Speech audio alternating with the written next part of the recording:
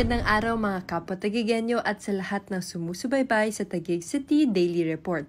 Ako po si Katrina Legado at narito kami upang maghatid ng updates, anunsyo, mga reminder at iba pang mahalagang impormasyon para sa kaalaman ng lahat. Malugod na ibinahagi ng pamahalaang lungsod ng Taguig sa mga bisita mula sa Provincial Disaster Risk Reduction and Management Office ng Bohol ang mga best practices nito sa disaster preparedness, response at management, gayon din ang state-of-the-art na Taguig Center for Disaster Management. Ang bagong bukas na 5 palapag na gusali ay nagsisilbing sentro ng lahat ng hakbang ng lokal na pamahalaan at CDRRMO sa pagtugon sa mga sakuna at kalamidad. Narito rin ang Taguig Open and Weather and Environmental Reporting o Tower System at iba pang mga opisina ng pamahalaan. Sa panahon ng kalamidad, nagsisilbi rin itong evacuation center ng mga apektadong residente. Ipinagmalaki rin ng lokal na pamahalaan ang specialized training room nito para sa mga nais madagdagan ang mga kaalaman patungkol sa disaster management. Makabago at kumpleto sa kagamitan na mas nagpapabilis ng pagresponde ng mga rescuer.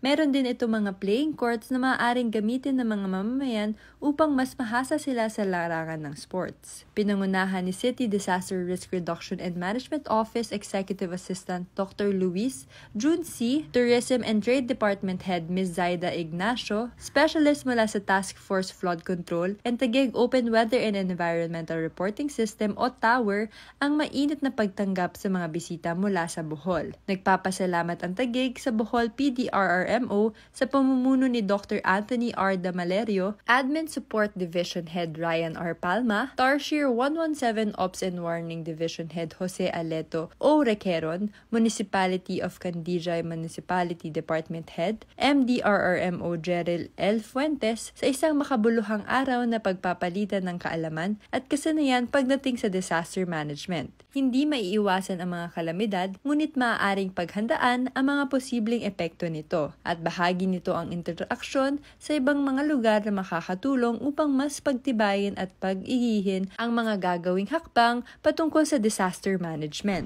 Sa lungsod ng Taguig, prioridad natin ang kaligtasan ng lahat. Para sa agarang aksyon sa anumang sakuna o emergency, maaaring i-contact ang mga sumusunod na numero. Command Center 0287893200, Taguig Rescue 0919-070-3112, Taguig PNP